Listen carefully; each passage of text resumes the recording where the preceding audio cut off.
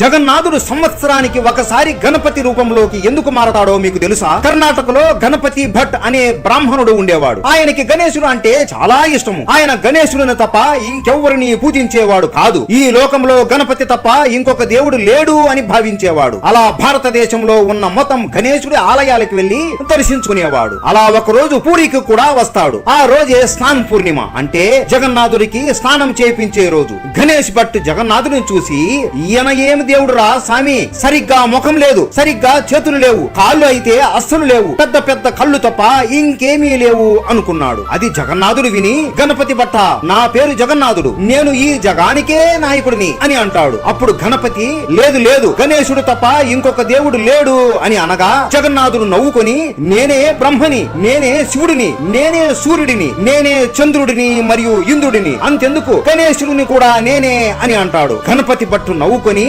ఏది మీరు గణేశుడు అయితే ఆయన రూపంలోకి ఒకసారి మారి చూపించండి అని అంటాడు. అప్పుడు జగన్నాథుడు గణేశుడు రూపంలోకి మారి గణపతి భట్ కి దర్శనం ఇస్తాడు. జగన్నాథుడు ఆ గణపతి రూపంలో ఎంతో అందంగా ఉంటాడు. ఈ రూప దర్శనం అందరికీ కలిగించండి స్వామి అని గణపతి భట్ అడగగా, సరే తదాస్తు అని అంటాడు. అందుకే ఇప్పటికీ కూడా ప్రతి సంవత్సరం స్నాన పూర్ణిమ రోజు జగన్నాథుడు గణపతి రూపంలోకి మారిపోయి ఆయన భక్తులందరికీ దర్శనం ఇస్తాడు. ఈ రూప దర్శనం చేసుకున్న వారికి ముక్తి కలుగుతుంది అని భావిస్తారు. ఈ రూపాన్ని గజాబేష అని కూడా పిలుస్తారు. అందరూ చెప్పండి, జై జగన్నాథ.